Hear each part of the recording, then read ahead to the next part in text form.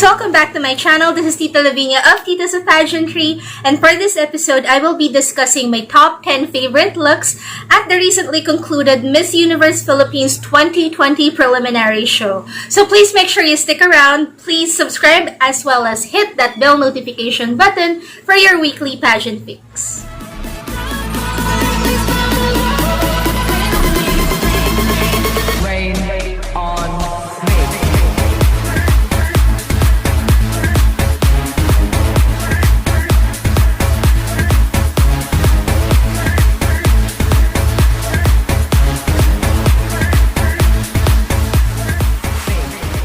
Hey guys, it is the morning after the preliminary show and I haven't slept yet, but I'm not so sure with you.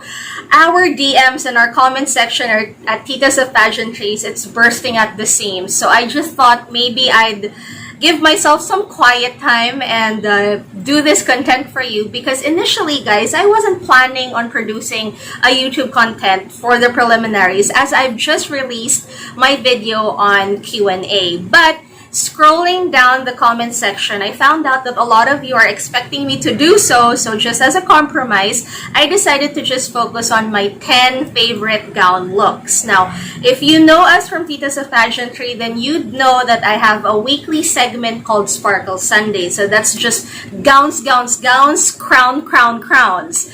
So it would make sense for me to say something about the gowns this time. Now, I do know that a lot of vloggers will be reviewing the show. That's why I just focused on this, just to be a little different. Now, since it's morning, I'm gonna warn you, you will be hearing unnecessary sounds like peddlers of taho and puto, cats, dogs, birds, tricycles, even cars. But these are all unimportant because we will be talking about something really beautiful. Now, I attribute my love for sparkle and design and crystals to my mother. I know she is watching, and if she is watching because I coerced her, I love you, Mama. This is actually for you. At a young age, she indulged me in giving me crystal earrings, rhinestone jewelry, charms, those types of things. And it was really nice because I was able to harness my love for anything shimmering and sparkly at my current career as a fashion writer. So without further ado, let's go ahead and push for our countdown. My number 10 spot goes to Miss Aklan's Cristel Abello. Now, beautiful Cristel wore a gunmetal gray cherry Veric dress. Now, if you guys know Cherry Veric, his signature had something to do with sequins. He was the one who designed Maxine Medina's red carpet gown during the 2017 Miss Universe staging here in Manila. So Cristel wore an asymmetric gown with cutouts, and it had like a cape thing going on. I thought she did really well, although my comment about the gown was that it looked a little big on her, but just a little. My number 9 spot goes to Miss Mahathi, who wore a very interesting color, which was a different shade of green. It was a little mossy. It, for me, looked very similar to a gown that was worn by J-Lo during one of the Oscar editions. So I'm gonna try and look for that photo for you for comparison. Now, Miss Mahathi wore a corseted gown, but it also had draping. It was more of a red carpet gown, but this was actually done by one of my favorite designers, Anthony Ramirez. Now, Anthony is also close to my heart because Anthony was the very, very first designer who agreed to be interviewed by me. So I thought that she looked really amazing. She looked really different because her gown didn't have any embellishments, and she was able to feature Anthony's signature techniques. My number 8 spot goes to the beautiful Tracey Maureen Perez of Cebu City. Now, I do know I interchanged Cebu Province and Cebu City, but you get what I mean, guys. So, Tracey was the one who gave us drama that night. The dress was made by Daniel Manila. Now, I do know Daniel Manila. He does have a fondness for using embellishments, which I really, really love because he's quite unique. He does like to mix things, and he's not afraid of using larger crystals. Now, most designers would go ahead and use smaller beading, or what I call flat back beads. These are the beads that you just stick on mesh. But with Daniel Manila, he's not afraid to use chandelier piece-like materials, and that's exactly what happened to Tracey's gown. Now, initially, she was draped, or she was covered in a red cloak, a red satiny cloak, and then she removed it and revealed the actual gown inside, which was blush pink. Now, the bust area had full embellishments, but going down to the hem, you'd have sporadic placements of crystals. Now, it seemed like a little too much for a petite Tracey, but she worked. She worked it. She looked really pretty, and I felt that she felt really regal in what she wore.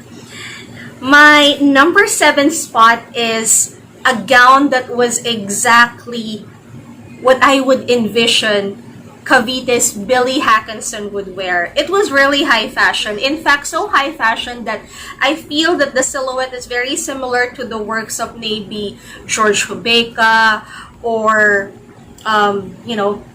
the Arab designers. What she wore was a white structural gown. Now, on one side, it was all business. It had longer sleeves and a sleeve that looked like a terno. But on the other side, it's a party with cutouts and severe slits. And it also had an embellishment factor to it. And she also had like a tool train. So it was really a mix of structure and flowy material. So I really liked it because it showcased Billie's long legs, and she's known for having a really nice figure, and I thought that everything worked for her hair, her accessories, her makeup, and her overall wardrobe. By the way, that gown was made by Louie Pangilinan. Now, my number 6 spot goes to the beautiful Rabiya Mateo, who did really well in choosing white. Now, I know a lot of ladies wore white and silver during the preliminaries, but this one really worked for her. First of all, Rabiya prefers her hair to be in, this really wild lioness type of waves. So I'm really glad that they brushed up her hair so that we could just focus on her beautiful face. I also like that the silhouette of her gown was just really simple. It had amazing embellishments. In fact, the beading of her gown reminded me of Lord of the Rings, the one, the scroll details and the leaf-like patterns of the elves or Arwen, if you're familiar. I'm gonna try to flash a picture, but yeah, it reminded me of that. And she also had that cape situation going on. So what was nice was that it just focused on Rabiya, because I felt that during the preliminaries, a lot of the gowns wore the girls, not the other way around. But with Rabiya, everything was just perfect. That was made by Jung Candelario. Now, my number 5th spot is actually the winner of the Best in Evening Gown Award. And I'm talking about none other than Parañaque's pride, Bella Ismael. Now, if you look at Bella Ismael's fully beaded gown, this was made by Fernie Amato. Now, the gown is very similar in treatment to Atisa Manalo's Miss International gown.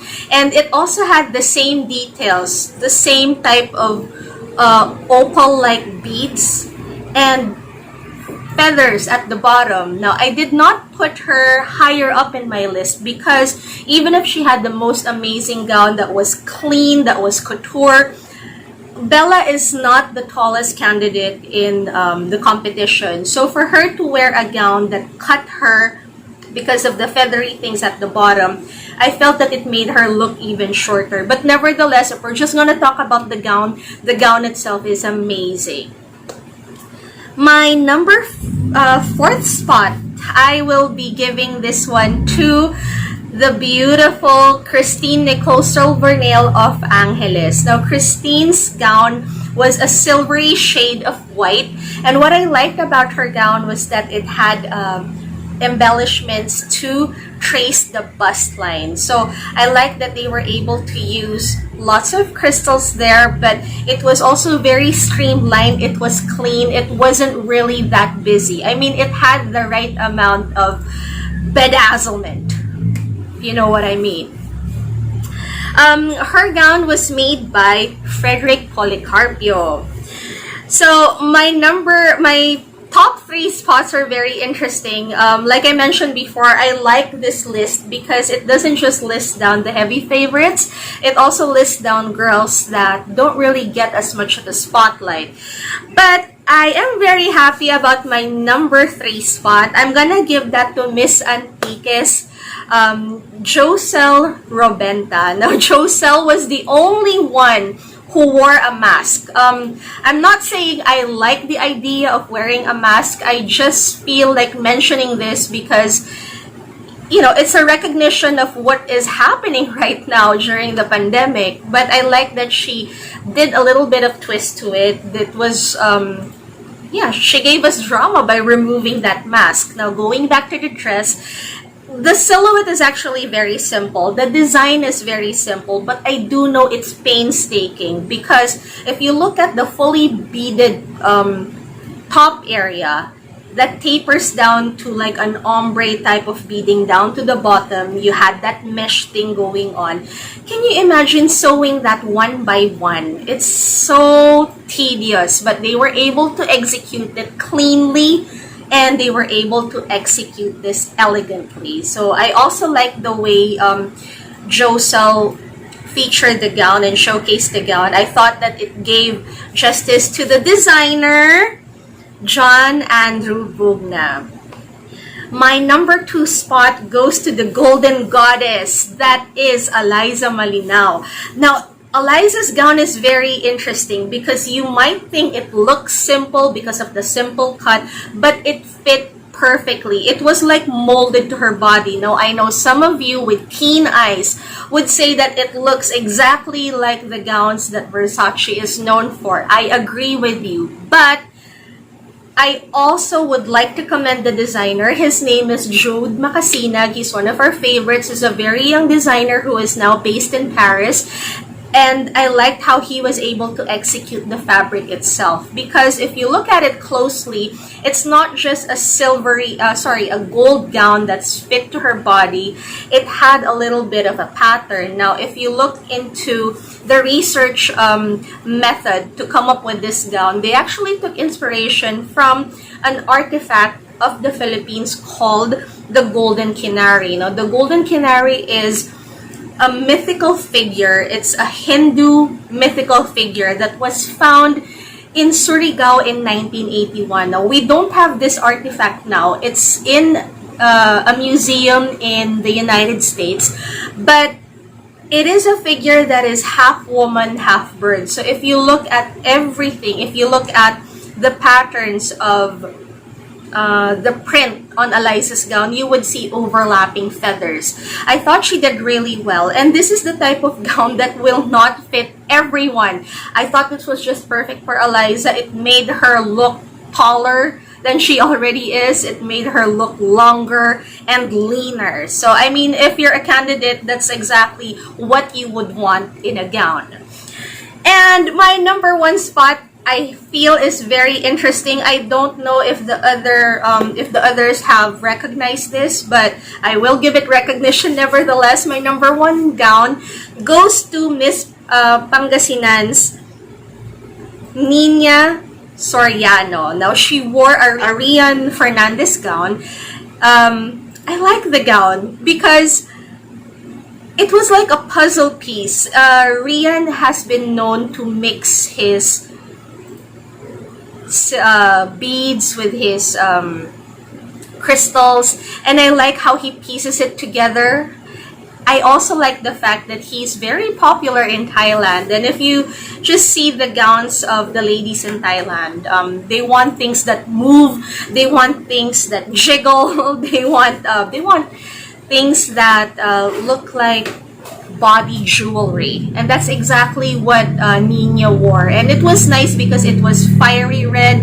It had a combination of the fiery red. It had a combination of maroon, of orangey red. So it felt like it was burning in a not so lava gown type of way. You get what I mean? I mean, it's not a copy of the lava gown, but I do understand that because it's fiery, people might compare it, but it's not. It's purely Rian Fernandez. Now, she did really well. I think the latter part of this competition, she has showed herself to be a competitor. She's really good with comm skills, and now with the gown looking that perfect, I hope she gets it. So there you go, guys. I hope that you agree with my list. If you don't agree with my list, just go ahead and comment below on who you would like to have included instead. So I know you're waiting for someone. I'm not gonna mention it. The history is so sad. But yeah, that is my list, and I will be seeing you in a few hours because by then we would have had our new Miss Universe Philippines. So thank you guys. Good morning, good night, good afternoon. Bye.